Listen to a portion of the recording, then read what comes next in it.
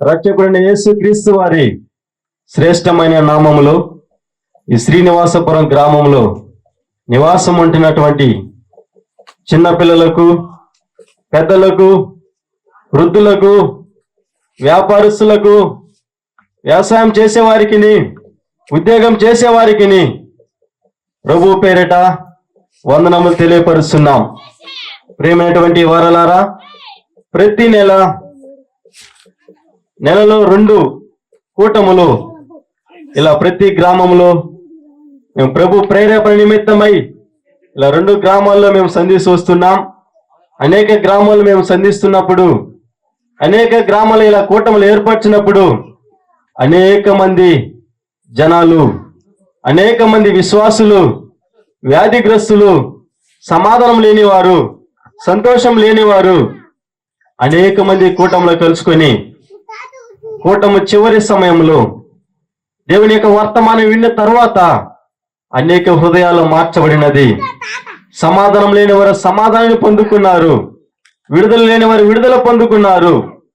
ఈ దినంలో అనేక మంది సంతోషంగా ఉంటున్నారు. ప్రియమైన వారలారా, అలాంటి సంతోషాన్ని, అలాంటి సమాధానాన్ని, అలాంటి నెమ్మదిని మీకు కూడా ప్రభు పేరిట మేము దయచేయాలని మా Jesus blessing ministry Madhav Nagar Bangarupalem నుంచి ఇలా సంగమ ద్వారా ఇలా సేవకులతో కలిసి మీ యొక్క గ్రామాన్ని సంధించడం చాలా సంతోషకరం.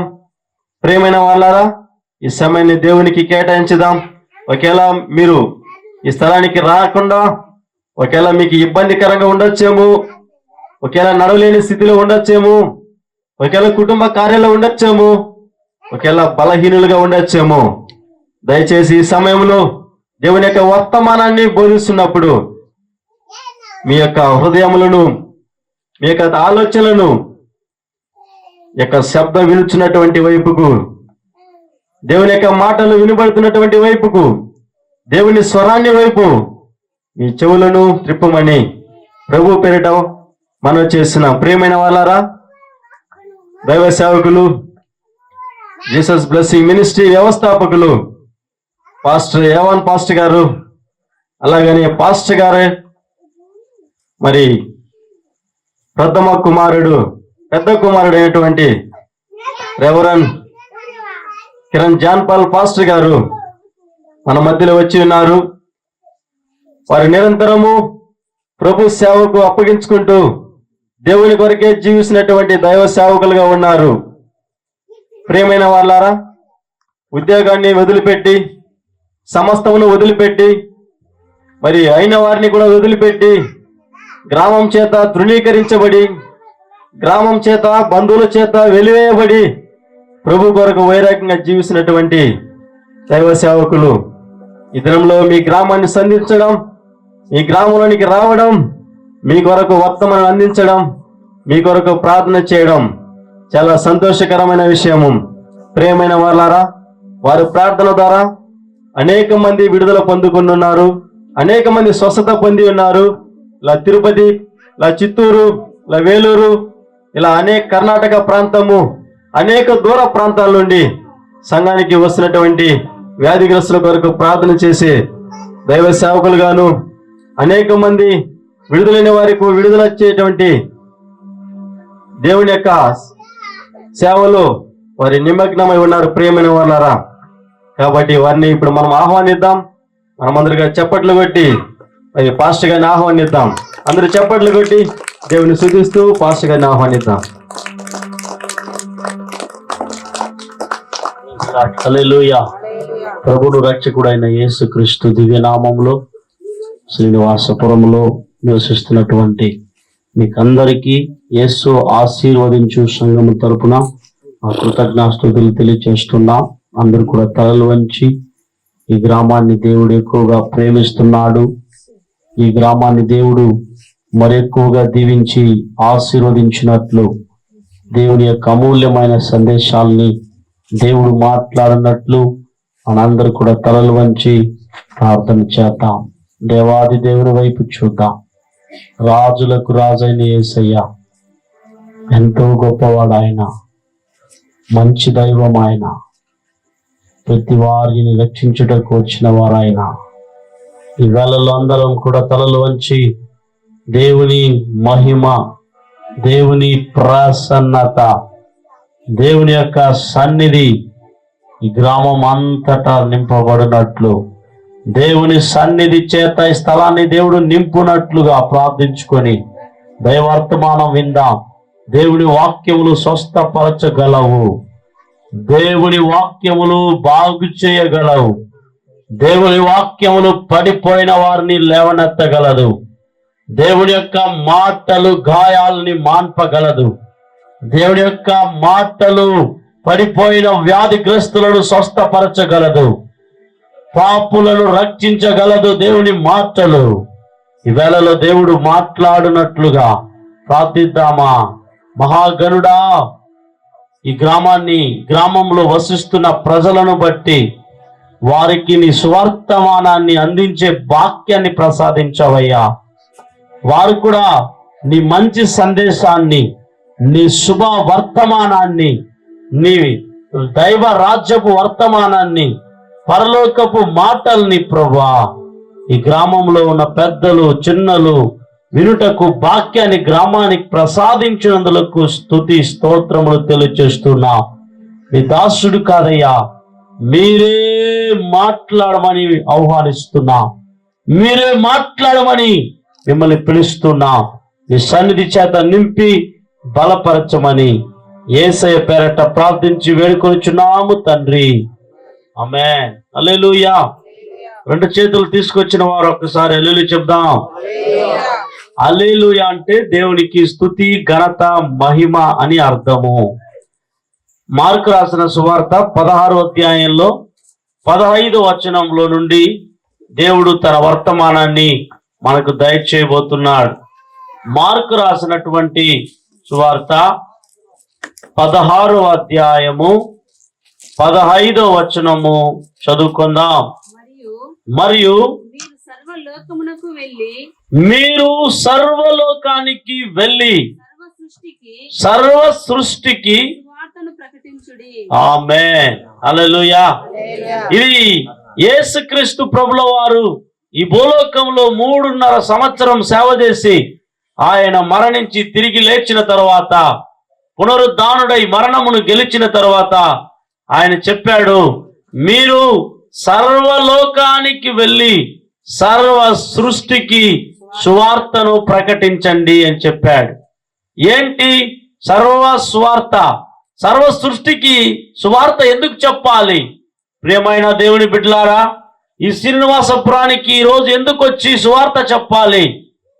ఎవరైనా ఈ గ్రామంలో మీరు సువార్త చెప్పాలి అని కోరారా? లేదు. ఈ సువార్త లేదు మేము చెప్పాలని మేము తలంచుకొని వచ్చినది కూడా కాదు. ఇది ఎవరి యొక్క ఆర్డర్, ఇది ఎవరి యొక్క ఆజ్ఞ, ఇది ఎవరి యొక్క అవకాశం? ప్రియమైన దేవుని బిడ్డలారా, అంటే పరలోక దేవాది దేవుడు 2017 సంవత్సరాలకు ముందు ఆయన ఈ లోకానికి నరావతారిగా వచ్చి ఆయన పాపాలకై మరణించి ఆయన పాపాలకై పరిహారాన్ని చెల్లించి ఆయన పాతిపెట్టబడి 3వ రోజు సజీవుడుగా లేచాడు. ప్రియమైన దేవుని బిడ్డలారా, లేచినటువంటి ఆయన చెప్పాడు, సర్వలోకానికి నా సువార్తను చెప్పండి అన్నాడు. ఏంటండి సువార్త అంటే? సువార్త అంటే ఏమో కదమ్మా, యేసు క్రీస్తుని గురించి చెప్పటమే సువార్త. సువార్తకి మరొక తాత్పర్యం ఏంటంటే, సువార్తకి మరొక మాట ఏంటంటే శుభవార్త, మంచి వార్త. ఈ లోకంలో నువ్వు పేపర్ చదివినా, న్యూస్ చూసినా ఎక్కువగా మంచి కంటే చెడే వింటావు, నువ్వు చెడే చూస్తావు. నువ్వు అక్కడ ఇలా జరిగింది, ఇక్కడ ఎంతమంది చనిపోయారు, ఇక్కడ ఎలా ప్రమాదం జరిగింది, అలా అక్కడ హత్య జరిగింది, ఇలాగ చెడు వార్తలే ఎక్కువగా టీవీల్లోను టెలివిజన్లోను వార్తాపత్రికల్లోనూ కనబడతాయి. ఆ వార్తలు మనిషిని అయ్యో అనిపిస్తుంది, వేదన కలిగిస్తుంది. అయ్యో ఇంతమంది చనిపోయారా, అయ్యో ఇంతమంది ప్రాణాలు కోల్పోయారా అన్నటువంటి భయాందోళనలు కలిగించే వార్తలు, భయపెట్టే వార్తలు కృంగదీసే వార్తలు, ఆ వార్తలు మనకు కనబడతాయి. అయితే ఒక వ్యక్తి మరొక వ్యక్తితో మాట్లాడినా కూడా అనేక సందర్భాల్లో ఎలాంటి వార్తలు అంటే ఎక్కువగా చెడు వార్తలే కనబడతాయి. అయితే యేసుక్రీస్తు ప్రభుల వారు ఈ లోకానికి వచ్చి ఆయన తన శుభవార్తను చెప్పిపోయాడు. హల్లెలూయా చెప్పండి. ఈ లోకానికి శుభవార్తను అందించడానికి వచ్చిన దైవం, మన జీవితాల్ని మంచిగా మార్చడానికి వచ్చిన దైవం, మన జీవితాల్ని స్వర్గానికి నడిపించడానికి వచ్చిన దైవం ప్రభు అయిన యేసుక్రీస్తు. ఆ యేసుక్రీస్తు శుభవర్తమానాన్ని లోకానికి చెప్పాడు. ఆయనను గురించి లోకానికి చెప్పటమే సువార్త. ఆయన పాపములను రక్షించడానికి వచ్చాడు. ఆయన వ్యాధులను స్వస్థపరచడానికి వచ్చాడు. నరక శిక్షను తప్పించడానికి వచ్చాడని యేసు చేసిన మేలులు, యేసు చేయబోతున్న అద్భుతాలని వివరించి చెప్పటం దా సువార్త. అందుకని మేమేం చేశామంటే ప్రతి పల్లె, ప్రతి ఊరు వాడ, ప్రతి స్థలంలో ప్రతి మనిషికి శుభవర్తమానం చెప్పేసి రావాలి అన్న ఉద్దేశంతో ఆ పరలోక దేవుడిచ్చిన ఆర్డర్ను పొందుకొని ఈరోజు మీ మధ్యలోకి వస్తున్నా. బంగారుపాల్యం మండలంలో ఉండే అన్ని గ్రామాలకు వెళ్ళి యేసయ్య సువార్తని ప్రకటిస్తున్నామండి. సువార్త అంటే మంచి వార్త, సువార్త అంటే శుభవార్త. అవును ప్రియమైన దేవుని బిడ్డలారా, నీ జీవితాన్ని మార్చే వార్త, నీ బ్రతుకును మార్చే వార్త, నీ స్థితిగతులను మార్చే వార్త, నీ కుటుంబ పరిస్థితుల్ని మార్చే వార్త అండి. ఈ లోకంలో ఎన్ని మాటలు మీరు విన్నా కూడా, ఎన్ని సందేశాలు విన్నా కూడా జీవితాల్లో కానీ, మనస్సుల్లో కానీ, హృదయాల్లో కానీ, కుటుంబాల్లో కానీ నెమ్మది కలిగించే వార్తలు వినబడవు ప్రియమైన దేవుని బిడ్డలారా. అయితే యేసుక్రీస్తు ఏ ఏ పట్టణాలకు వెళ్ళాడు, ఏ ఏ గ్రామాలకు వెళ్ళాడు, ఏ ఏ పల్లెలకు వెళ్ళాడు, ఏ ఏ కుటుంబాలకు వెళ్ళాడు, ఆ కుటుంబాల్లో ఆయన మాట్లాడితే సమాధానం కలిగింది, ఆయన ఆజ్ఞాపిస్తే స్వస్థతలు కలిగింది, ఆయన చెబితే రక్షణ పొందుకున్నారండి. అదిదా శుభవార్త. ఉచితంగా దేవుడు కార్యం జరిగించాడు. హల్లెలూయా చెప్పండి గట్టిగా. ఈరోజు రాత్రి ఈ శ్రీనివాసపురం గ్రామంలో నివసిస్తున్న ఈ గ్రామంలో నివసిస్తున్న మీకు దేవుడు చెబుతున్నాడు ఏంటంటే యేసయ్య శుభవార్త. 3 రకాల శుభవార్తను చెప్పి వేగంగా ముగించాలని ఆశపడుతున్నాను. నెంబర్ 1, యేసుక్రీస్తు ప్రభుల వారు ఏం చేయడానికి లోకానికి వచ్చాడు అంటే నెంబర్ 1, ఆయన పాపముల నుండి రక్షించడానికి వచ్చాడు. నెంబర్ 2, ఆయన స్వస్థపరచడానికి వచ్చాడు. నెంబర్ 3, ఆయన సాతాను కట్ల నుండి, దయ్యపు కట్ల నుండి విడుదల ఇవ్వడానికి వచ్చాడండి. ఈరోజు ఈ 3 విధమైనటువంటి వాటి నుండి ఈ లోకంలో ఎవరు కూడా చేయలేరు, ఎవరు కూడా బాగు చేయలేరు ప్రియమైన దేవుని బిడ్డలారా. యేసు చేయడానికి ఈ లోకంలో 2017 సంవత్సరాలకు ముందు వచ్చాడు, ఇప్పుడును కూడా చేస్తున్నాడు. ఇప్పుడు అది ఎలా సాధ్యమవుతుంది? ఒకవేళ మీరు అడగవచ్చు, యేసుక్రీస్తు ప్రభుల వారు ఇప్పుడు లేదే, ఆయన చనిపోయి పరలోకానికి వెళ్ళిపోయారు అంటున్నారు, ఇప్పుడు అది ఎలా సాధ్యం? ఆయన ఇప్పుడు కూడా పాపులను రక్షిస్తాడా? అది ఎలా సాధ్యం? ఈ వ్యాధులను స్వస్థపరుస్తాడా? అది ఎలా సాధ్యం? ఆయన దయ్యాల నుండి విడుదల ఇస్తాడా? అది ఎలా సాధ్యం అని మీరు అంటూ ఒకవేళ సందేహంతో ఈ మాటలు వింటూ ఉంటే ఖచ్చితంగా అది సాధ్యం. ఎందుకంటే ఆయన ఇప్పుడు కూడా సజీవుడుగా ఉన్నాడు కాబట్టి అది సాధ్యమే. అది మాత్రం కాదు, ఆయన వార్తను ఆ ప్రభు అయిన యేసుక్రీస్తు మాటలుగా బైబిల్ గ్రంథంలో రాసి ఇచ్చి ఉన్నాడు. ఆ మాటల్ని ఎంతమంది అయితే వింటారో, ఎంతమంది అయితే నమ్ముతారో, ఎంతమంది అయితే దాని యందు లక్ష్య పెడతారో, వాటిని అంగీకరిస్తారో వారి జీవితాల్లో గొప్ప కార్యాలని ప్రభుల వారు జరిగిస్తాడు ప్రియమైన దేవుని బిడ్డలారా. హల్లెలూయా. అవును ప్రియమైన దేవుని గ్రామస్తులారా, యేసుక్రీస్తు ప్రభుల వారు పాపులను రక్షించడానికి లోకానికి వచ్చాడు. ఎవరు పాపి? ఒకవేళ మీకు సందేహం రావచ్చు, పాపులను రక్షించడానికి వచ్చాడు అంటున్నారు బ్రదర్, పాపి ఎవరు అని మీరు ఒకవేళ నన్ను ప్రశ్నిస్తే అందరము పాపులమే. ఎలా? అందరం ఎలా పాపులము? బైబిల్లో గ్రంథం రాయబడినది, దేవాది దేవుడు ఒక మనిషిని తన పోలికలో తన రూపంలో చేశాడు. ఆ మనిషి దేవుని ఆజ్ఞను మీరి, దేవుని మాటలను మీరి అతడు పాపము చేశాడు. అతడు దేవునికి వ్యతిరేకంగా నడిచినందువలన దేవుడు అప్పుడు చెప్పాడు, నన్ను మీరి నువ్వు బ్రతికితే నువ్వు చనిపోతావు. అదిదా పాపం. ప్రియమైన దేవుని బిడ్డలారా, బైబిల్లో వచనం రాయబడినది, ఆజ్ఞ అతిక్రమమే పాపం అని రాయబడినది. మొట్టమొదటగా నరుడు దేవుని ఆజ్ఞను మీరిపోయి పాపములో పడిపోయాడు. ఆ పాపములో పడిపోయినందువల్లదా ఈరోజు ప్రతి వాడికి మరణం కలుగుతున్నది. ఈ భూమిలో పుట్టిన ప్రతి వాడు ఒకరోజు గిట్టక మానడు. భూమిలో పుట్టిన ప్రతి వాడు ఒకరోజు మరణించక మానడు, చనిపోతున్నాడు. కారణం, ఆనాడు పాపములో పడిపోయాడు మానవుడు. ఆ పాపం యొక్క కట్ల నుండి విడుదల ఏమి చేసినా దొరకదు. ఈ లోకంలో దాన ధర్మాలు చేసినా మాత్రం దొరకదు. మంచిగా ఉన్నాను అని చెబితే ఆ పాపం నుండి విముక్తి కలగదు. క్రీస్తు యేసు దగ్గరికి వస్తేనే పాపం నుండి విమోచన కలుగుతుంది. ఒకసారి చప్పట్లు కొట్టి యేసుని చప్పట్లు కొట్టి మహిమపరుద్దామా? యేసు దగ్గరికి వస్తేనే. ఎందుకు యేసు దగ్గరికి రావాలి? పాపి. ఎవరు పాపి? అందరూ పాపి. అప్పుడు అందరికీ రక్షణ కావాలి, అందరికీ మారు మనసు కావాలి, అందరికీ పాపాలకు పరిహారం కావాలి, అందరూ పాపముల నుండి కడగబడాలి, అందరూ పవిత్రులు అవ్వాలి. ఎందుకు పాపముల నుండి రక్షణ పొందాలంటే, ఒక వ్యక్తి ఈ లోకంలో బ్రతికినంత కాలం బ్రతికి అతను చనిపోతే అతనిలో ఒక ఆత్మ ఉంది. ఆ ఆత్మ పరలోకానికి స్వర్గానికి వెళ్ళాలంటే ఆత్మకి రక్షణ కావాలి, ఆ ఆత్మకి పాప పరిహారం కావాలి, ఆ ఆత్మకిదా రక్షణ, పాపముల నుండి రక్షణ కావాలి. ప్రియమైన దేవుని బిడ్డలారా, ఆ రక్షణ ఇవ్వడానికి యేసు ఈ లోకానికి వచ్చాడు. ఎందుకు వచ్చాడంటే ఆయన ఒక్కడే పరిశుద్ధుడు. ఆయన పాపము చేయలేదు, ఆయన పాపము లేదు, ఆయనే పవిత్రుడు. ఆయన రక్తం నిష్కలంకమైనది, పరిశుద్ధమైనది, నిర్దోషమైనది, అమూల్యమైనది. ఆ యేసు మాత్రమే ప్రతి వారి పాపాలను కడిగి వారిని రక్షించుటకు సమర్థుడు. అందుకని యేసుని దగ్గరికి రండి అని పిలుస్తాం గాని ఈయన మతాన్ని స్థాపించడానికి రాలేదండోయ్. ఇతడు మత నాయకుడు కాదు బ్రదర్. నువ్వు అనుకున్నట్లు యేసుక్రీస్తు క్రైస్తవ మతాన్ని ప్రబలం చేయాలి, క్రైస్తవ మతం వ్యాపించాలి అన్న తలంపు క్రైస్తవులకు లేదు, క్రైస్తవ సోదరులకు సంఘాలకు లేదు. ఒకటే ఒకటి, యేసు దగ్గరికి ఎందుకు రావాలంటే క్రిస్టియానిజం ఎక్కువ అవడానికి కోసం కాదు. ఎందుకు యేసు దగ్గరికి రావాలంటే నీ పాపానికి పరిహారం వస్తుంది.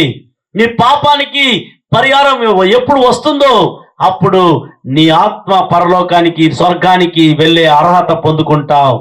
అది యేసు మాత్రమే ఈ లోకంలో చేయగలడు. యేసు మాత్రమే అది చేశాడు. ఎందుకంటే పాపం లేని రక్తం మాత్రమే పాపాలని కడగగలదు. పాపము లేని రక్తం, ఏ రక్తం? జంతువు రక్తములు పాపము చేసినవే, మానవ రక్తాలు పాపముతో నిండిపోయినవే. ఈ లోకంలో పాపమే ఎరగని, పాపమే చూడని, పాపమే చేయని ఒకే ఒక దైవం, ఆయనే నజరేయుడైన యేసు. ఆయన దగ్గరికి రావాలని మీకు ఆల్టర్ కాల్ ఇస్తున్నాం, ఆయన దగ్గరికి రావాలని పిలిపిస్తున్నాం. ఎందుకంటే ఆయన వచ్చింది అదే. మీరు లోకానికి వెళ్ళి చెప్పండి, నేనే పాపుల రక్షకుణ్ణి, నేనే పాపానికి పరిహారం కలిగజేసింది, నా దగ్గరికి ప్రజల్ని నడిపించండి, ప్రజలు నా దగ్గరికి రమ్మనని చెప్పండి. వారికి పాప పరిహారం వస్తుంది, స్వర్గానికి వారసులు అవుతారు. హల్లెలూయా చెప్పండి. హల్లెలూయా. పరిశుద్ధ గ్రంథంలో ఒక పాపిని యేసు ప్రభుల వారు రక్షిస్తున్నాడు. లూకా గ్రంథంలో, లూకా సువార్త 19వ అధ్యాయం 2వ వచనంలో రాయబడినది. అక్కడ ఒక వ్యక్తి ఉన్నాడు. ఆ వ్యక్తి పేరు జక్కయ్య.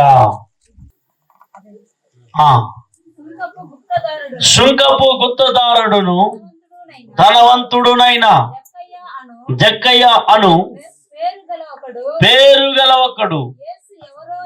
చూడండి, యేసు ఎవరో అని చూడగోరెను గాని పొట్టివాడైనందున జనులు గుంపు కూడి ఉండుట వలన.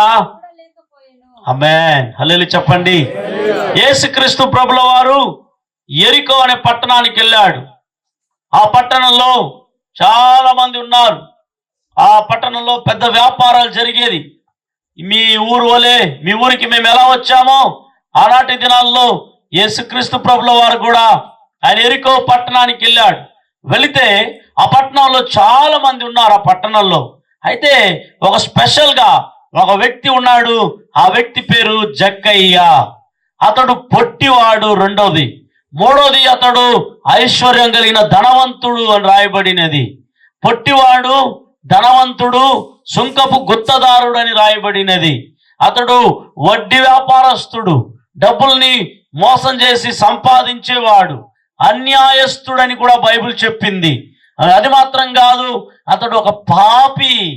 చాలా మంది జనులు అంటున్నారు ఇతడు పాపి అయిన మనుష్యుడు అంటున్నారు.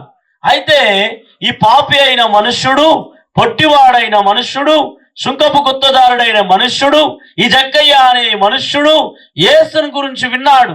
యేసు మంచివాడంట, యేసు అద్భుతాలు చేస్తాడంట, యేసు చనిపోయిన వారిని సైతం తిరిగి లేపుతాడంట, యేసుదా పరలోక రాజ్యానికి మార్గాన్ని చూపించడానికి వచ్చిన దైవం అంట, ఆయన మహత్యమైన కార్యాలు జరిగిస్తాడు, ఆయన లాగున ఈ లోకంలో ఎవరు ఇప్పటి వరకు జరిగించలేదు, ఇప్పటి వరకు జరిగించలేరు, ఆయనను చూసావా అని చెప్పి జనాలు ఒకరికొకరు మాట్లాడటం ఆ యెరికో పట్టణంలో జక్కయ్యకు వినబడినది. హల్లెలూయా చెప్పండి. జక్కయ్యకు తెలిసింది. అయ్యో, జక్కయ్య ఏమనుకున్నాడంటే, ఓ అలాంటి అద్భుతాలు చేస్తాడా, ఇప్పటి వరకు నేను అలాంటి అద్భుతాలు వినలేదే, అలాంటి అద్భుతాలు చేసేవాడిని చూడాలి అనిపించింది. హల్లెలూయా చెప్పండి. యేసుని నమ్ముకోవాలని జక్కయ్య రాలేదు, యేసుని చూడాలి. యేసు ఎట్లా ఉంటాడు, ఆయన హెయిర్స్ పొడుగ్గా ఉంటాయా పొట్టిగా ఉంటాయా, ఆయన పొడుగ్గా ఉంటాడా, నాలుగున పొడుగ్గా ఉంటాడా పొట్టిగా ఉంటాడా, యేసుని చూడాలి, ఆయన అద్భుతాలు చేస్తాడంట కదా, చూడాలి ఆయన అన్న ఆశ ఆ వ్యక్తిలో కనబడినది. యేసుని చూడడానికి వచ్చిన వ్యక్తి పరిశుద్ధుడా కాదు, యేసుని చూడడానికి వచ్చిన వ్యక్తి అతడు పవిత్రుడా కాదు. అయితే అయినప్పటికీ యేసుని చూడాలనిపిస్తే యేసు దగ్గరికి వచ్చాడు, కానీ యేసు చూడలేకపోతున్నాడు. జనాలు యేసుని చుట్టుకున్నారు. యేసు ఈ గ్రామానికి వచ్చాడని చెప్పగానే, యెరికో పట్టణానికి వచ్చాడని చెప్పగానే జనాలు చుట్టుకున్నారు, యేసుని చూడలేకపోయాడు. అయ్యో, యేసుని చూడడానికి వచ్చాను, యేసు జనాల మధ్యలో ఉండిపోయాడు, ఇంకా చూడలేను యేసుని అని ఇంటికి తిరిగి వెళ్ళలేదు అతడు. ఒకే విశ్వాసం, ఎందుకంటే అక్కడికి వచ్చే కాడికి జనాలు యేసుని చూస్తున్నారు. ఓ, ఈయన గొప్పవాడే, ఇంత జనాలు కమ్మి ఉన్నారంటే ఈయన చాలా మహత్య కార్యాలు జరిగించేవాడే, ఇంత జనాలు చూస్తా ఉన్నారు, ఇంత దూరం వచ్చాను, చూసే వెళ్తాను అని చెప్పి ఒక తీర్మానానికి వచ్చి అతడు ఏం చేశాడంటే ఒక మేడి చెట్టు ఎక్కి కూర్చొని పైనుండి చూడాలనిపించింది ఆ వ్యక్తికి. అయితే యేసు ఆ దారిలోనే వెళ్ళాడు. వెళ్ళి జక్కయ్య దిగిరా నాయనా అని పిలుస్తున్నాడు. ప్రియమైన దేవుని బిడ్డలారా, వెంటనే జక్కయ్య దిగి యేసుని సంతోషంగా అంగీకరించి తన ఇంటికి తీసుకెళ్ళాడు. హల్లెలూయా చెప్పండి. హల్లెలూయా. ఎప్పుడు యేసయ్యతో అతడు దిగి ఇంటికి తీసుకెళ్ళాడు, యేసయ్యతో జక్కయ్య కలిశాడు, అప్పుడు ఏం జరిగింది తెలుసా ప్రియమైన దేవుని బిడ్డలారా? అతడు అంటున్నాడు, అయ్యా నేను అన్యాయస్తుని, అయ్యా నేను పాపినే, జనులు చెప్పేటట్లు ఈ రోజే నేను ఎంత అన్యాయం చేశానో, నా ఆస్తిలో భాగం ఇచ్చేస్తాను, సగ భాగం ఇచ్చేస్తాను, నేను ఎంత అన్యాయంగా వసూలు చేసింది తిరిగి ఇచ్చేస్తాను. తన మనసు మారిపోయింది, తన పాప మనసు మారిపోయింది, తన అతిక్రమం చేసిన మనసు మారిపోయింది. ఏమైంది?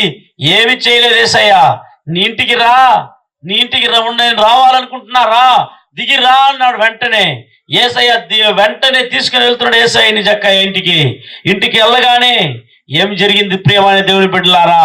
అతని మనస్సు, అతని తలంపు, అతని జీవితమే మారిపోయింది. అతడు పాపి అయిన వ్యక్తి, అతడు యేసుక్రీస్తుని చేర్చుకోవడం వల్ల అతని జీవితము, ఇల్లు మారిపోయింది. యేసు ఆ ఇంటిని చూసి చెప్పాడు, నేడు ఇంటికి రక్షణ. హల్లెలూయా చెప్పండి. హల్లెలూయా చెప్పండి గట్టిగా. యేసుక్రీస్తు ప్రభుల వారు ఈ లోకాన్ని రక్షించడానికి వచ్చింది, శిక్షించడానికి కాదు. యోహాను రాసిన సువార్త 3వ అధ్యాయం 17వ వచనంలో రాయబడినది, కుమారుడైన యేసుక్రీస్తు రక్షించడానికి లోకానికి వచ్చాడు గాని శిక్షించడానికో తీర్పు తీర్చడానికో యేసు లోకానికి రాలేదు. ప్రియమైన దేవుని బిడ్డలారా, యేసుక్రీస్తు పాపులను ప్రేమిస్తున్నాడు. ఎందుకో తెలుసా? వారి పాపాన్ని పరిహరించాలని, వారి పాపాలకు పరిహారం ఇవ్వాలని. వారు ఎంతగా యేసుని దేశించినా కూడా, యేసును ఎంతగా వద్దు అన్నా కూడా, యేసుని నిరాకరించినా కూడా, యేసుని తిట్టుతున్నా కూడా, యేసయ్యను అపహాసిస్తున్నా కూడా, యేసు ఎందుకని ప్రేమిస్తున్నాడు తెలుసా? నీవు ఆయన బిడ్డవని ఆయనకు తెలుసు, కానీ నీకు తెలీదు నీవు ఆయన బిడ్డవని. అందుకే యేసును దూషిస్తున్నావు, దేశిస్తున్నావు. యేసయ్యకు తెలుసు నీవు ఆయన పుత్రుడు, కుమారుడవని, కుమార్తెవని, ఆయన చేత నేను చేయబడ్డావని, ఆయన రూపమని, ఆయన స్వరూపమని, ఆయన విత్తిన విత్తనమని, ఆయన నాటినటువంటి మొక్కవని, ఆయన చేసిన బిడ్డవని ఆయనకు తెలుసు నీవు, కానీ నీకు తెలియదు ఆయనే నన్ను చేశాడని నీకు తెలియదు. అందుకే తెలియజేయడానికి ఈరోజు మీ గ్రామానికి వచ్చాము. హల్లెలూయా చెప్పండి. ఈ లోకంలో ఎంతమంది ఉన్నా అండి, ఒకవేళ వారు ఏ కులమో, ఏ మతమో, ఏ వర్గ విచక్షణాలు పెట్టుకున్నా కూడా అది మానవుల చేత ఎన్నుకొనబడినది, పెట్టుకోబడినది. దేవుడు అందరిని చూస్తున్నాడు. ఎవరును చనిపోవటం ఇష్టం లేదు ఆయనకు. అందరూ ఆయన బిడ్డలే.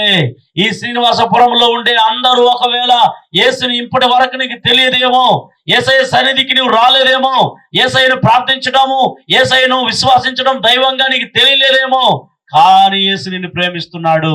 ఎందుకో తెలుసా?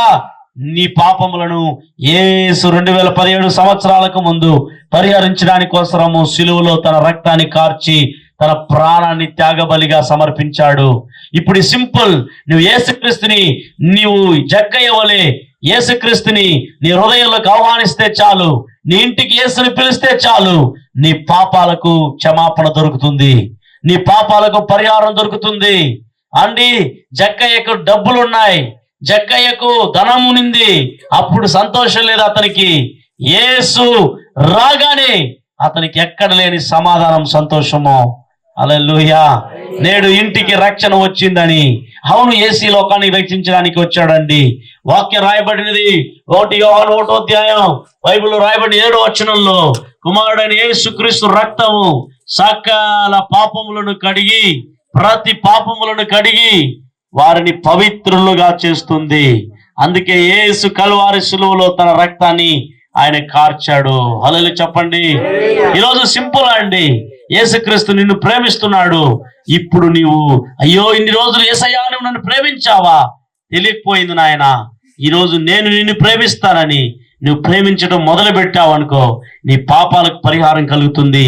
నీవు చేసిన ప్రతి పాపాన్ని మన్నించి నీకు పరలోక భాగ్యాన్ని ప్రసాదిస్తాడు. యేసుక్రీస్తు కాలంలో ఒక స్త్రీని, పాపంలో పట్టబడిన ఒక స్త్రీని యేసు ప్రభు దగ్గరికి తీసుకుని వస్తూ యేసు ప్రభు దగ్గర చెప్తున్నాడు, యేసయ్యా ఈ స్త్రీ వ్యభిచారం చేస్తూ పట్టబడింది. బైబిల్ గ్రంథం ప్రకారం గమనిస్తే రాళ్లతో కొట్టి చంపాలి కదా, మీరేం చేస్తారు? అప్పుడు యేసయ్య అన్నాడు, మీలో పాపం చేయని వాడు ఎవడైనా ఉంటే మొదట రాయే ఆ స్త్రీ మీద వేయండి అని చెప్పినప్పుడు ఒకని ముఖాన్ని ఒకడు చూసుకొని, అందరూ పాపులే, నేను పాపినే, నువ్వు పాపే, అయ్యో మనం రాళ్ళు వేయడానికి వీల్లేదు. వెంటనే ఒక్కొక్కడు రాయిలు పడవేసి అందరూ వెళ్ళిపోయారండి. అప్పుడు ఆ తల్లి అక్కడ ఉన్నది, ఆ వ్యభిచార స్త్రీ అక్కడ యేసు దగ్గర నిలబడి ఉన్నది. యేసు తల ఎత్తి ఆమె వైపు చూచి, అమ్మా నిన్ను ఎవరు శిక్షించలేదా అని అడిగినప్పుడు ఆమె అంటది, లేదు ప్రభువా, ఎవరు శిక్షించలేదు. అప్పుడు యేసయ్య ఏమంటాడు తెలుసా? నేను నిన్ను శిక్షించును, ఇక పాపము చేయొద్దు అంటాడు. ఒకే మాట. హల్లెలూయా చెప్పండి. ఏం చేయొద్దు అంటాడు? ఇక పాపం చేయొద్దు, ఇక పాపం చేయొద్దు అంటాడు. అంతే సింపుల్. ప్రియమైన దేవుని బిడ్డలారా, మార్చేస్తాడు మన జీవితాలు. ప్రభు యొక్క మాటలు మార్చివేస్తాదండి. సింపుల్. ఎప్పుడు మన జీవితాలు మారుతాయంటే, ఎప్పుడు మనలో ఉన్న రోత బ్రతుకు మారుతుందంటే, ఎప్పుడు మనలో ఉన్న పాపం పోతుందంటే, యేసు మనలోకి వస్తే అన్ని వెళ్ళిపోతుంది. హల్లెలూయా. యేసు నీలోకి రావాలంటే యేసుని నీవు అంగీకరిస్తే కదా వస్తాడు ఆయన. యేసుని నీవు పిలిస్తే కదా వస్తాడు ఆయన. అక్కడ జక్కయ్య యేసుని చూడాలని వచ్చాడు, చెట్టు కూర్చున్నాడు, యేసుని చూశాడు, యేసు కూడా ఆయనను చూశాడు. వెంటనే దిగిరా అంటే దిగి వచ్చేసాడు చెట్ల నుండి. నేను ఇంటికి రావాలంటే వెంటనే రా, మా అమ్మని అడగాలి, మా నాన్నని అడగాలి, మా ఇంట్లో వాళ్ళని అడగాలి. అయ్యోయ్యో నువ్వు మా ఇంటికి రావడమా? అట్లాగా పర్మిషన్ అడుక్కొస్తానని చెప్పలే, వెంటనే ఇంటికి తీసుకెళ్తున్నాడు. జనాలంతా ఇలా మాట్లాడుతున్నాడు, అయ్యో ఇతడు పాపి అయిన వ్యక్తి ఇంతని ఇంటికి వెళ్తున్నాడే, ఇతనింటికి పోతున్నాడు అని చెప్పి మాట్లాడుతున్నారు. హల్లెలూయా. అయితే యేసుక్రీస్తు ప్రభుల వారు ఎప్పుడైతే అతన్ని దిగిరా అని పిలిచాడో, ఎప్పుడైతే యేసుక్రీస్తుకు వెంటనే లోబడి దిగి వచ్చాడో జక్కయ్య, ఎప్పుడైతే అతడు దిగాడో అప్పుడు తన జీవితమే మారిపోయింది. హల్లెలూయా చెప్పండి గట్టిగా. దాని అర్థం ఏంటంటే యేసుని నమ్మాడు అక్కడ, యేసు మాటకు లోబడినాడు అక్కడ, యేసుని వెంటనే తీసుకొని కౌగిలించుకున్నాడు అక్కడ, ఇంటికి తీసుకెళ్ళాడు, తన హృదయంలో స్థలం ఇచ్చాడు, తన ఇంట్లో యేసుని చేర్చుకున్నాడు. ఆ ఇంటికి, ఆ ఒంటికి రక్షణ వచ్చింది. హల్లెలూయా చెప్పండి. ఈరోజు అనేక ఒంటికి రక్షణ, ఇంటికి రక్షణ లేదు చాలా కుటుంబాల్లో. ఇంటికి రక్షణ కావాలంటే ఇంటికి పిలువ యేసయ్యని, మీ ఒంటికి రక్షణ కావాలంటే, మీ శరీరాలు, మీ జీవితాల రక్షణ కావాలంటే మీ జీవితాల్లోనికి యేసయ్యని ఆహ్వానించండి. ప్రియమైన దేవుని బిడ్డలారా, యేసు ప్రభుల వారు పాపులను ప్రేమిస్తున్నాడు, పాపానిదా ఆయన శిక్షిస్తున్నాడు, పాపానిదా ఖండిస్తున్నాడు. పాపం చేయబోకు, పాపానికి వైపు వెళ్ళబోకు అని చెప్తాడు. ప్రియమైన దేవుని బిడ్డలారా, యేసును ఎవరన్నా హృదయంలోకి నిజంగా పిలుస్తారో, నిజంగా ఆహ్వానిస్తారో వారు మొదటగా పాపము నుండి విముక్తులు అవుతారండి. హల్లెలూయా. ఇక పాపమే అండి ఒక వ్యక్తిని నరకానికి నడిపించేది పాపముదా, పాపము నుండి పరిహారం కలిగించేది యేసుదా. బైబిల్ వచనం రాయబడింది, పాపము వలన వచ్చు జీతం మరణం, ఆ మరణం నిత్య నరకం, ఆ నరకములో నుండి తప్పించగలిగిన సమర్థుడు యేసు మాత్రమే. ప్రభు అయిన యేసుక్రీస్తు కృపావరము నిత్య జీవం. హల్లెలూయా చెప్పండి. అందుకే యేసుక్రీస్తుని మీరు సొంత రక్షకుడుగా అంగీకరిస్తే మొదటగా మీకు జరిగేది ఏంటంటే పాప పరిహారం, పాపము నుండి విముక్తి, పాప క్షమాపణ మీరు కలిగితే మీరు పరలోక రాజ్యానికి వారసులు అవుతారు. హల్లెలూయా చెప్పండి. ఇది ఎవరు చేయలేరు, ఏ అధికారి చేయలేరు, ఇప్పుడుండే గవర్నమెంట్ చేయలేంది, పిఎంఓ సీఎంఓ చేయలేరు, ఈ లోకంలో ఉన్నటువంటి ఏ ధనము కూడా మనల్ని పాపాన్ని తీసివేయలేంది, మీరు పండించే పంటలు మిమ్మల్ని పాపముల నుండి తీసివేయలేంది, మీరు చేసేటటువంటి ఏ చేతి పనులైనా కూడా మీ పాపాలకు పరిహారం కలిగించలేంది యేసయ్య మాత్రమే చేయగలుగుతాడు. ప్రియమైన దేవుని బిడ్డలారా, హల్లెలూయా చెప్పండి.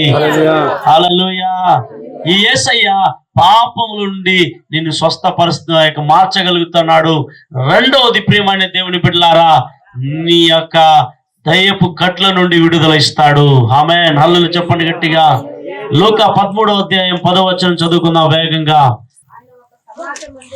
ఆయన ఒక సమాజ మందిరములో బోధించుచున్నప్పుడు 18 ఏండ్ల నుండి బలహీనపరచు దయ్యము పట్టిన ఒక స్త్రీ, హల్లెలూయా హల్లెలూయా చెప్పండి గట్టిగా, యేసు ప్రభుల వారు ఒక సమాజ మందిరంలోకి వెళ్ళాడండి. వెళితే 18 సంవత్సరాల నుండి ఒక ఆమెను దయ్యం పట్టింది. அந்த ஆலயத்துல 18 வருஷமா ஒரு அம்மா கூனியா இருக்கிறா. அப்படின்னா இடுப்பு என்ன இல்ல ஸ்டடியா இல்லாம வளைஞ்சு போயிருக்கிறா. குனிந்து கொண்டே நடக்கிறா. இப்படி குனிந்து கொண்டே நடந்து கொண்டிருக்கிறா. அல்லேலூயா. ஏன் அப்படி நடக்கிறா அப்படின்னு சொன்னா பைபிள்ல தெளிவா எழுதிருக்கு, ஒரு பலவீனப்படுத்துகிற ஆவி அந்த மகளுக்குள்ள இருந்தது. இந்த பலவீனப்படுத்துகிற ஆவி என்று சொல்லி பைபிள்ல எழுதப்பட்டிருக்கிறது. பலவீனப்படுத்துற ஆவி என்று சொன்னால் அதுதான் பிசாசு. ஒரு மனுஷிக்குள்ளே, ஒரு மனுஷனுக்குள்ளே பிசாசு இருந்தா அவனை கூனியா மாத்திரும், அவனை சூம்பின கையா மாத்திரும். அவன் சரீரத்திலே பிரச்சனைகள், ஏகப்பட்ட குடும்பத்திலே பிரச்சனைகள், சமாதானத்தின் கேடுகள், அநேக போராட்டங்கள், அநேக வியாதி, அநேக குடும்பங்களிலே பட்டாங்குறை, அநேக பிரச்சனைகள் அந்த குடும்பங்களில் இருக்கும். ஆனால் இங்கே ஒரு மகளை பார்க்கிறோம். என்ன பிரச்சனை? பிசாசு பிடிச்சிருக்குது. என்ன பிரச்சனைன்னு சொன்னா கூனிய மாத்தி இருக்குது. அல்லேலூயா. பிசாசு பிடிச்சிச்சு, அப்படியே நிமிர்ந்து இப்படி வளைஞ்சு போயிட்டு இருக்கிறவங்க, இப்படி குனிஞ்சு போயிட்டு இருக்கிறவங்க வாழ்க்கையில அவங்க வேலை செய்ய முடியுமா? முடியாது. அல்லேலூயா சொல்லுங்க. வேலை செய்ய முடியாது, ஹெல்தியா இருக்க முடியாது, சந்தோஷமா இருக்க முடியாது, சமாதானமா இருக்க முடியாது. ஏன்? எப்ப பார்த்தாலும் அவங்க இந்த இடுப்பதான் பார்த்துட்டே இருப்பாங்க. ஐயோ, என் பலவீனம் யாரு மாத்துவாங்க, என்னுடைய வியாதியை யார் சுகமாக்குவாங்கன்னு சொல்லி பார்த்துட்டே இருப்பாங்க. ஆனா இங்கே 18 வருஷமாக யாராலுமே குணமாக்க முடியவில்லை, யாருமே சுகமாக்க முடியவில்லை, யாருமே அந்த மகளுக்குள்ள இருக்கிற பலவீனப்படுத்துகிற ஆவியை விரட்ட முடியவில்லை. அன்றைக்கு இயேசு அந்த பகுதியில கடந்து போயிருந்தார். அப்போ பார்க்கிறார் ஏசப்பா, ரொம்ப கஷ்டப்படுற அந்த தாய் குனிந்து போயிருக்கிறாள், ஒளிஞ்சு போயிருக்கிறாள், முடியவில்லை. இயேசு பார்க்கிற அந்த தாயை பார்த்து அவர் என்ன சொல்றாருன்னு சொன்னால், அவர் கரங்களை நீட்டி இயேசுவின் நாமத்துல என்ன சொல்றாருன்னா, சுகமாகு. அல்லேலூயா சொல்லுங்க. உடனே கரங்களை தொட்ட உடனே அந்த ஆவி அந்த மகளை விட்டு போனது. உடனே நிமிர்ந்து நடந்து ஆண்டவரை மகிமைப்படுத்தினால். கரங்களை தட்டி ஸ்தோத்திரம் பண்ணுங்க. அல்லேலூயா சொல்லுங்க. இன்னைக்கு கூட அநேக குடும்பங்களில் மந்திரம் கட்டப்பட்டிருக்கிறாங்க. மந்திரம் ஒரு கட்டு. ஹலோ, எல்லாம் கேட்கணும். நல்ல தமிழ் தான் நீங்க கேட்டீங்க, நான் தமிழ் தான் பிரசங்கம் பண்ற சிஸ்டர், நீங்க எல்லாம் நல்லா கேளுங்க. இன்னைக்கு கூட எப்படி 18 வருஷமாக ஒரு மகளை பிசாசு பிடிச்சு கட்டி வச்சிருந்ததோ, நிமிர முடியாம, வளர முடியாம, நிமிர்ந்து நடக்க முடியாம, கூழியை போல மாட்டி விட்டதோ, இன்னைக்கு நிறைய குடும்பங்களில கூட ஒரு பிசாசின் ஆவி, மாந்திரிக பில்லிய சூன்யத்தின் ஆவிகள் அநேக குடும்பங்களை கட்டி இன்னைக்கு என்ன நடக்கிறது என்று சொன்னால், எவ்வளவு சம்பாதித்தாலும் பொருளாதாரத்திலே முன்னேறவே முடியவில்லை, எவ்வளவு சம்பாதித்தாலும் ஆசீர்வாதம் இல்லை, எவ்வளவு கஷ்டப்பட்டு உழைத்தாலும் அவங்க குடும்பங்கள் முன்னேறாமல் சாத்தான் அநேக குடும்பங்களை கட்டி இன்றைக்கு வைத்திருக்கிறான். குடும்பங்களே, கணவனுக்கு மனைவிக்கு பிரச்சனைகள், ஏதோ ஒரு பிரச்சனை, ஏதோ ஒரு போராட்டம். இது சத்ருவாலே உண்டாக்கப்படுகிற ஒரு தந்திரம். பலவீனப்படுத்தி விடுகிறான். அநேகராலே கையிலாலே வேலை செய்ய முடியாமல் பலவீனம், அநேகர்கள் கால் நடக்க முடியாமல் பலவீனம், அநேகர்கள் வயிற்று பகுதியில் பயங்கரமான ஒலி, சிலர்களுக்கு தலையை சுத்தி கொண்டே இருக்கும், தலையை சுத்தி கொண்டே மயக்கமாய் விழுந்து போவார்கள். பிசாசு ஒரு மனுஷனுக்குள்ள இருந்தால் தலைவலி அதிகமாய் கொடுப்பான், தலை சுத்துதலை கொடுப்பான், வயிற்றிலே எல்லாம் பயங்கரமாய் எரிச்சலை உண்டாக்கி கொண்டிருப்பான். எங்கே பார்த்தாலும் அங்கே விழுந்து விடலாம் என்று சொல்லுவான், செத்து விடு என்று சொல்லுவான், தற்கொலை பண்ணிக்கொண்டு சொல்லுவான், பயங்கரமாக ஏதோ ஒன்றை பண்ணிக்கொண்டே இருப்பான் பிசாசானவன். அந்த கட்டுகளிலிருந்து நீங்கள் ஒருவேளை இந்த ராத்திரி இருப்பீர்கள் என்று சொன்னால், நீங்கள் விடுதலை பெற்றுக் கொள்ள வேண்டும் என்று சொன்னால், இயேசுவின் கரம் உங்கள் மேலே வந்தால் நீங்கள் விடுதலை பெற்றுக் கொள்வீர்கள். இயேசு உங்களை தொட்டால் விடுதலை பெற்றுக் கொள்வீர்கள். அல்லேலூயா சொல்லுங்க. அப்ப இயேசு உங்களை தொட வேண்டும் என்று சொன்னால் நீங்க இயேசு கிட்ட வர வேண்டும். இயேசு கிட்ட வந்தாதான் இயேசு உங்களை தொடுவார். இயேசு உங்களை தொட்டாரான்னு சொன்னா நீங்கள் விடுதலை ஆவீர்கள். அல்லேலூயா சொல்லுங்க. யோவான் 8ஆம் அதிகாரத்தில் ஆண்டவருடைய வார்த்தை சொல்லுகிறது, குமாரன் உங்களை விடுதலையாக்கினால் மெய்யாகவே விடுதலை ஆவீர்கள். யார் அந்த குமாரன்? இயேசு கிறிஸ்து உங்களை விடுதலையாக்கினால் மெய்யாகவே விடுதலை ஆவீர்கள். அல்லேலூயா சொல்லுங்க.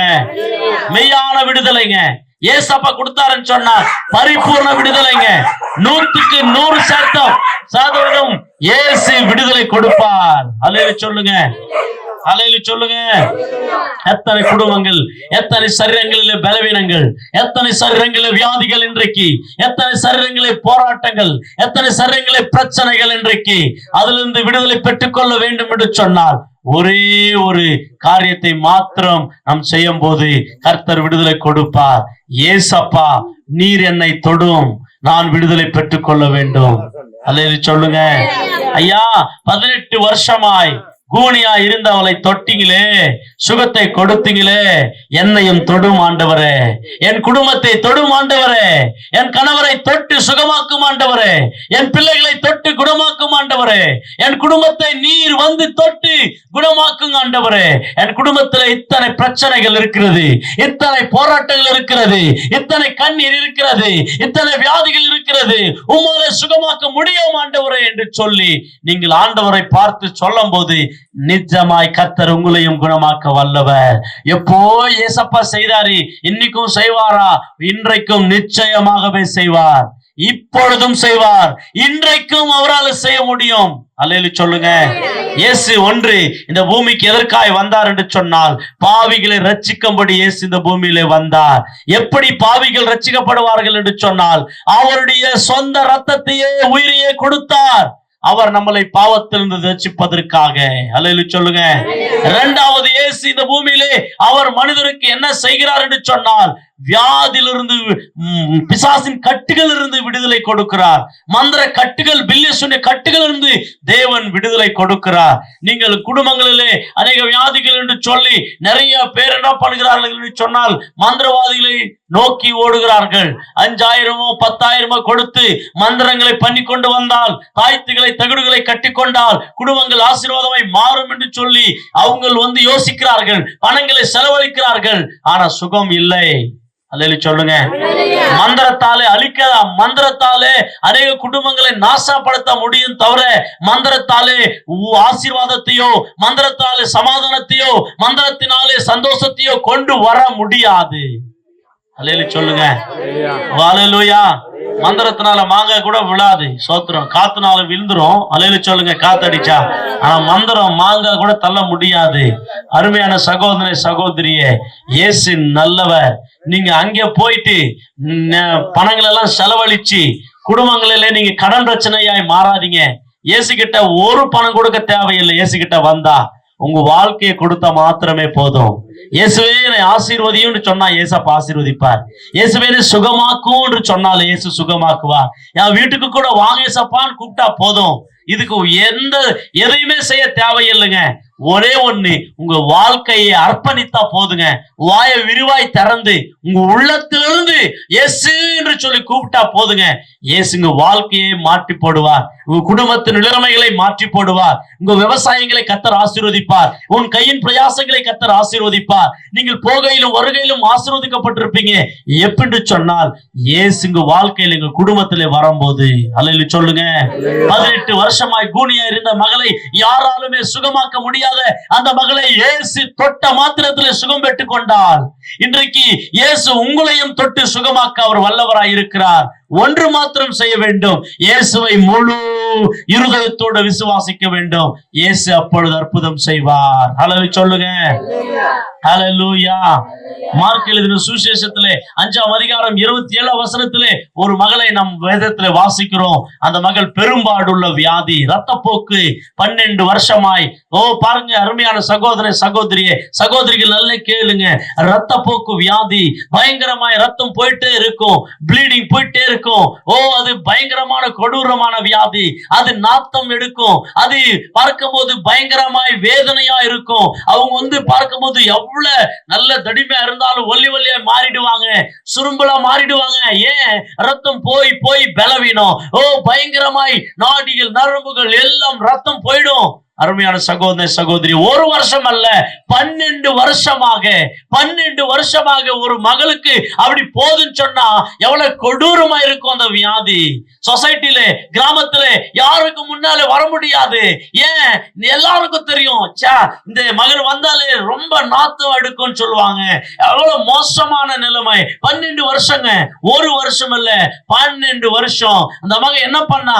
டாக்டர்களை பார்த்தா, மந்திரவாதிகளை பார்த்தா, பார்க்காத எல்லா ஜனங்களை பார்த்து விட்டால், இருக்கிற பணங்களை செலவழித்து விட்டால், எப்படியாவது சுகம் கிடைக்கணும், எப்படியாவது சுகம் கிடைக்கணும். நீங்களும் கூட அப்படித்தானே? ஒரு வியாதி இருந்துச்சுன்னா அங்க இந்த டாக்டர் கிட்ட போலாமா, இந்த டாக்டர் கிட்ட போலாமா, அந்த மெடிசனை எடுக்கலாமான்னு சொல்லி சுத்தி கொண்டே இருப்போம், விடுதலை பெற்றுக் கொள்கிற மட்டும். அப்படித்தானே? ஆமாங்க. இந்த பெரும்பாடுள்ள ஸ்ரீ, இந்த பெரும்பாடுள்ள மகளும் அப்படிதாங்க. 12 வருஷமாக கஷ்டப்பட்டு கொண்டே இருந்தாலே அநேக வைத்தியர்களை தேடி போனாலாம், கொஞ்சம் கூட சுகம் இல்லை, கொஞ்சம் கூட சுகம் இல்லை. பணம் தான் செலவாகும், சுகமும் கிடைக்கவில்லை, பெரும்பாடு நீங்கி போகவில்லை. என்ன நடந்தது? இப்படி சுற்றி கொண்டிருந்த நிலைமையிலே அந்த மகள் ஒருவரை பற்றி கேள்விப்பட்டாள். அல்லேலூயா சொல்லுங்க. அல்லேலூயா சொல்லுங்க. இன்னைக்கு நிறைய ஜனங்க இயேசுவை பத்தி கேள்விப்படுறாங்க, ஆனா இயேசு கிட்ட வரத்துக்கு கூச்சப்படுறாங்க. இயேசு கிட்ட வரத்துக்கு எதையோ காரணத்தை சொல்லுகிறாங்க. நோ, அப்படி சொல்லாதீங்க. இயேசு கிட்ட வரத்துக்கு எந்த தடையும் இல்ல. இயேசு இன்னும் நேசிப்பார். ஐயோ, இயேசு இப்படி எல்லாம் பேசிட்டேனே, இயேசுக்கு இப்படி எல்லாம் விரோதமா நடந்துட்டேனே, இயேசு என்னையும் மன்னிப்பாரா? நிச்சயமாய் மன்னிப்பார். இயேசு என்னை ஏற்றுக்கொள்வாரா? நிச்சயமாய் சகோதரன் உன்னை ஏற்றுக்கொள்வார். ஆனா இந்த பெரும்பாடுள்ள ஸ்திரீ ஒருவரை பற்றி கேள்விப்பட்டாலாம். அவருடைய பெயர் இயேசு. அல்லேலூயா சொல்லுங்க. இந்த மகள் கேள்விப்பட்டாலாம், இயேசுவை பற்றி கேள்விப்பட்டிருக்கிறா. இயேசு கிட்ட போனா சுகம் கிடைக்கும் கேள்விப்பட்டிருக்கிறா. உடனே அந்த மகளுக்குள்ள ஒரு தீர்மானம் எடுத்துக்கொண்டாள். கேள்விப்பட்டு அமைதியா இருக்கல. நிறைய பேர் இயேசுவை நல்லவர், இயேசு அற்புதம் செய்யறாரு கேள்விப்படுறாங்க, தெரிஞ்சுக்கிறாங்க, அப்படியே அமைதியா இருக்கிறாங்க. அப்படி இருந்தா ஒரு அற்புதம் நடக்காது. இயேசுவை கேள்விப்பட்டு இல்லைன்னா இயேசுவை பற்றி நீங்கள் கேட்டு இயேசுவை பற்றி வார்த்தைகளை நீங்கள் அறிந்து நீங்கள் என்ன செய்யணும்னு சொன்னா இயேசு கிட்ட வரணும். அல்லேலூயா சொல்லுங்க. இந்த மகன் என்ன பண்ணா, இயேசுவினுடைய வார்த்தைகளை கேட்டு நான் எப்படியாவது இயேசு கிட்ட போயிட்டு அவருடைய வஸ்திரத்தை தொட்டுறேன், அந்த வஸ்திரத்தினாலே நான் சுகத்தை பெற்றுக்கொள்றேன் என்ற ஒரு விசுவாசம் அந்த மகளுக்குள்ளே வந்துச்சுங்க. அல்லேலூயா சொல்லுங்க. வேற ஒன்றுமே வரவில்லைங்க. செய்வதெல்லாம் செய்து விட்டால் சுகம் இல்லைங்க. ஆனா இயேசுவை பத்தி கேள்விப்பட்டால் உடனே என்ன செய்தாலும் அருமையான சகோதரி சகோதரியே, இயேசுவை பற்றி கேள்விப்பட்டு ஒரு தீர்மானம் எடுத்துக்கொண்டால் நான் போய் தொடுவேன், சுகத்தை பெறுவேன். தீர்மானம்.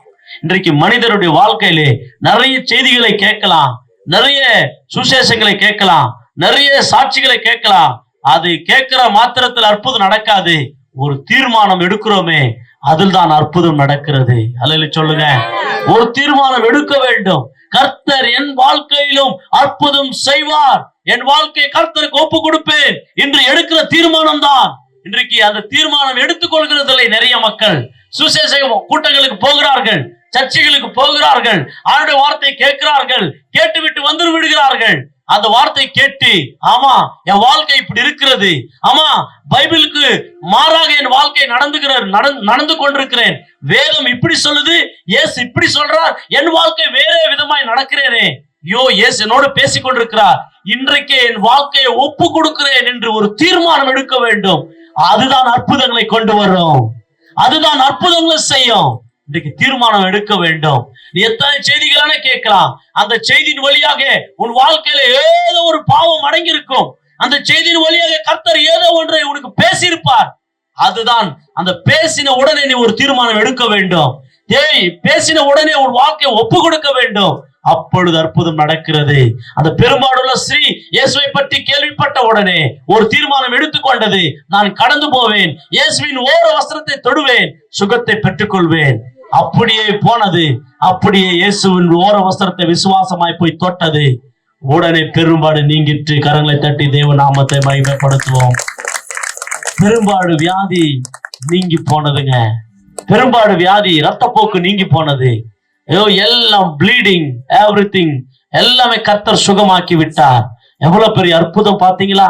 ஒரு மெடிசன் அற்புதம் கொடுக்கவில்லை, டாக்டர்கள் அற்புதம் செய்ய முடியவில்லை, எதுவுமே அற்புதம் அந்த மகளை சுகமாக்க முடியவில்லை.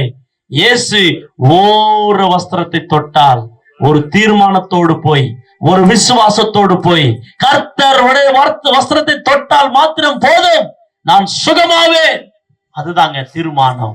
எந்த மனுஷனுடைய வாழ்க்கையிலே இயேசு வார்த்தை கேட்டு தீர்மானம் எடுத்துக்கொண்டு இயேசுவோடு சேர ஆரம்பிக்கிறீங்களோ உங்க வாழ்க்கை ஆசீர்வாதமாய் மாறுகிறது. கரங்களை தட்டி தேவ நாமத்தை மகிமைப்படுத்துவோம். முதலாவது மனுஷனத்தை பற்றி நான் உங்களுக்கு பேசினேன். அந்த மனுஷனுடைய பெயர் செகேயு. இயேசுவை பார்க்க போனான், இயேசுவை பார்த்தான், இயேசு உடனே உன்னோடு இருக்கிறேன்னு சொன்னான், உடனே ஏற்றுக்கொண்டான், வீட்டுக்கு கூட்டி கொண்டு போனான், அவன் ரட்சிக்கப்பட்டான். அல்லேலூயா சொல்லுங்க. இரண்டாவதை பார்த்தோம், இயேசு கிறிஸ்துவே தேடி போனார், இயேசுவே தேடி போனார். அந்த கூனியான ஸ்ரீ நிமிர்ந்து நிற்க முடி அசுத்தாவில் விடுதலை பெற்றுக் கொண்டாள்.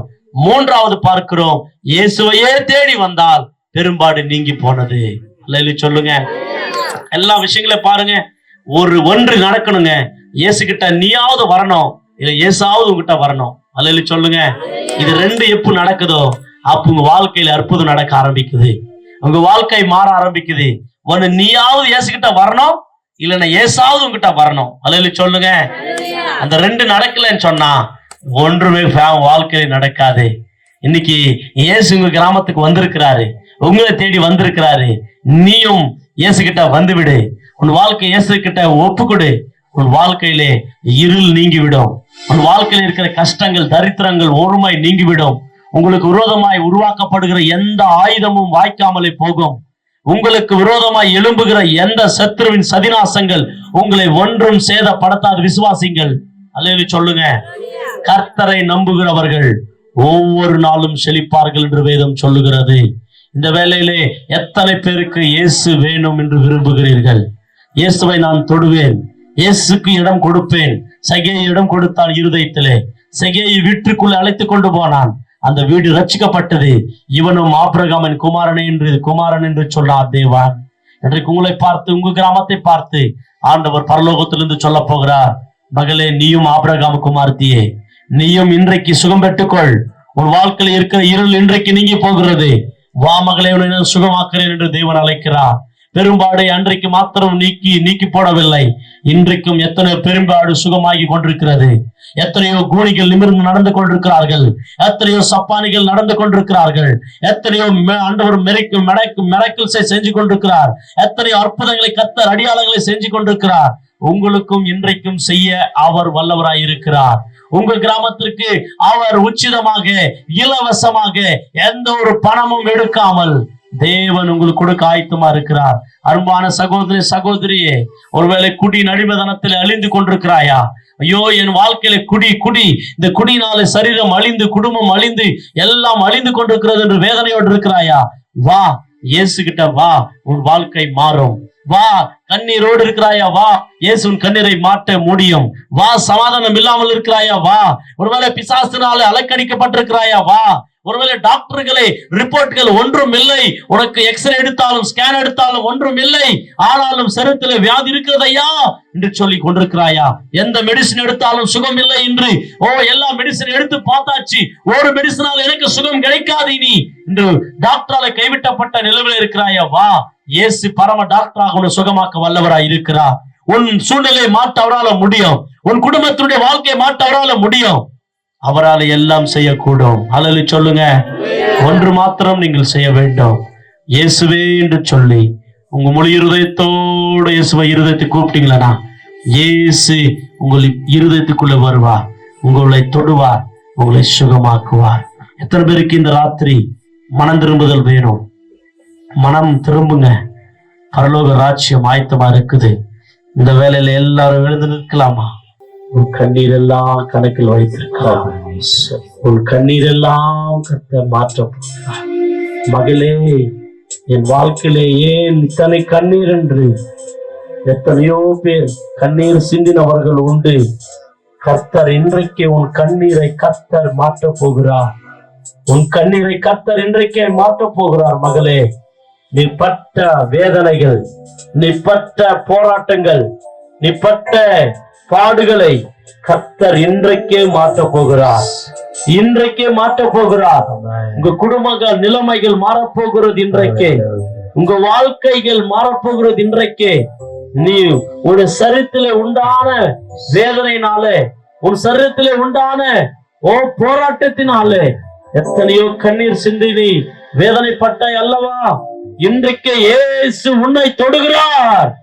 இயேசு உன்னை விடுதலை செய்கிறார். உன் கண்ணீரை தேவன் துடைக்கிறார்.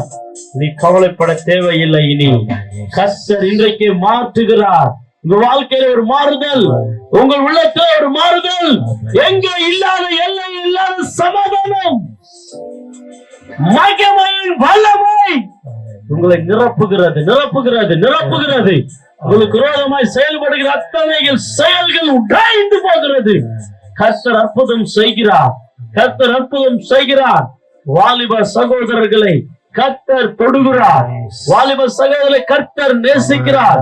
வாலிபத்திலே மனப்போடு போக்கிலே ஓடுகிற அன்பு சகோதரனே, கர்த்தருடைய அழைக்கிறார். வா, கர்த்தருடைய நேசித்துக் கொண்டிருக்கிறார். வா, பாவத்தை விட்டு வா, குடியை விட்டு வா, அதனுடைய பாதாளம் கொண்டு போய்விடும். இயேசு பரலோகம் கொண்டு போக கர்த்தருடைய அழைக்கிறார். ஒரு வாழ்க்கையில நித்திய மகிழ்ச்சியை கொடுக்க அழைக்கிறார். இன்றைக்கு வா வாலிப சகோதரனே, வாலிப சகோதரியே, சாக்கிரத்தியாயிரு. வாலிப சகோதரனே, கர்த்தருடைய அதிகமாய் நேசிக்கிறார். வா, இன்றைக்கு வா. உங்களுக்காக நான் ஜெபிக்க போகிறேன். கடைசியாக கர்த்தர் என்ன சொன்னார் அதை நாங்கள் சொல்லி இருக்கிறோம். கர்த்தர் உங்களை தொட்டிருக்கிறார். கர்த்தர் உங்களோட பேசி இருக்கிறார். கர்த்தர் விடுதலை செய்திருக்கிறார். வேலையில மீண்டுமாய் கரங்களை ஆண்டவர் நோக்கி உயர்த்துவோமா? உங்களுக்காய் நான் ஜெபிக்கட்டும். அன்பு நிறைந்த நல்ல தகப்பனே, இந்த நல்ல வாய்ப்பை கொடுத்ததற்காய் உமக்கு ஸ்தோத்திரம். இந்த நல்ல வாய்ப்பை ஏற்படுத்தி கொடுத்தீரே, ஸ்தோத்திரம். யார் பட்டி தொட்டில போய் சுசேஷத்தை அறிவிப்பார்கள்? நீங்க சொல்லி இருக்கிறீங்களே மார்க் 16:15, உலகம் எங்கும் போய் என்னுடைய சுசேஷத்தை அறிவீங்கள் என்று சொன்னீங்களே. அந்த வார்த்தைக்கு பயந்து நடுங்கி கீழ்ப்படிந்து ஒரு சபை மக்களாக வந்திருக்கிறோம். எந்த மனுஷனையே பிரியப்படுத்த அல்ல, பரலோக ராஜாவை உம்மை பிரியப்படுத்தும்படியாய் வந்திருக்கிறோம். இந்த கிராமத்திலே யாரை பற்றி குறை பேச அல்ல, குறையுள்ள வாழ்க்கைகளை மாட்ட போகிறீர், குறையுள்ள குடும்பங்களை நிரப்ப போகிறீர் ராஜா. வியாதிகள் எல்லாம் பட்டாங்குறை எல்லாம் மாறி போகட்டும் ராஜா. இந்த கிராமத்தில் செய்கிற விவசாயங்களை ஆசீர்வதியும், நிலத்தின் பயிர்களை ஆசீர்வதியும், பெரிய காரியங்களை செய்யுங்க ராஜா. ஒவ்வொரு குடும்பங்களுக்கு இருக்கிற தலைவர்கள், கணவர்கள், மனைவிகள், பிள்ளைகள், குடும்பங்கள், தொழில்கள், வியாபாரங்கள் ஒவ்வொரு மேல ஆசீர்வாதம் வரட்டும். நிச்சயமாக இன்றைக்கு இந்த கிராமத்தை ஆசீர்வதித்துக் கொண்டிருக்கிறேன். இன்றிலிருந்து கிராமத்தின் நிலைமைகள் மாற போகிறது. கிராமத்திலே தேவ பிரசனம் இருக்க போகிறது. கிராமம் உயர்த்தப்பட போகிறது. கிராமம் ஆசீர்வதிக்கப்பட போகிறதற்காய் நன்றி. இந்த கிராமத்துல உலாவிக் கொண்டிருக்கிறீர் ஆவியானவரே, இந்த கிராமத்துல இருக்கிறீர் இயேசுவே, உமக்கு நன்றி செலுத்துகிறோம். எல்லாரையும் குணமாக்கும், எல்லாரையும் பலப்படுத்தும் ராஜா.